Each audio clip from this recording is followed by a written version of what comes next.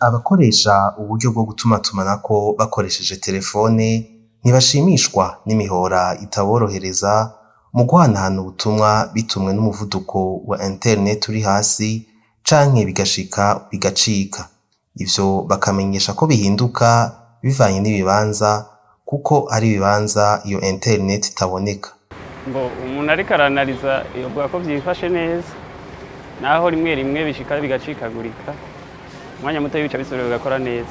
Twege tudandaza amayinite, umuntu ariko ararungika amayinite arabona ko rezo zigenda neza, nta kibazo. Mugabo harashika igihe bigacikagurika.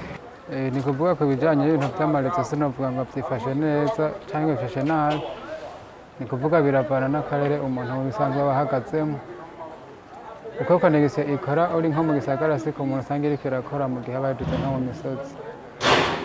Nibaza ivyo navyo ko bivana kenshi n'ibintu vy'ama-antene, ariko kuvuga ndi ngaha mu gisagara ndiko ndakoresha telefone biragenda neza ku ma-connection, ariko nduze nk'ahantu ruguru nko mu misozi ntibishobora kugenda neza. Bagasaba kugira igikozwe kugira bihinduke. Ico dusaba abantu bagenzura amarezo bogerageza bakabitunganya, kuko umuntu ariko aranaliza umenga ibintu vyo gutumatumanako nivyo bisigaye bitwara isi.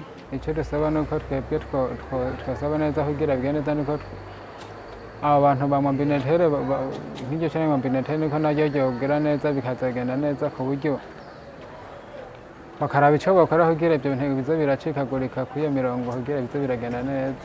Ico twosaba ko bodufasha. Ivyo biruko mu gihe igenekerezo rya 17 Rusama uko umwaka utashe hahimbazwa umusi wahariwe gutumatumanako.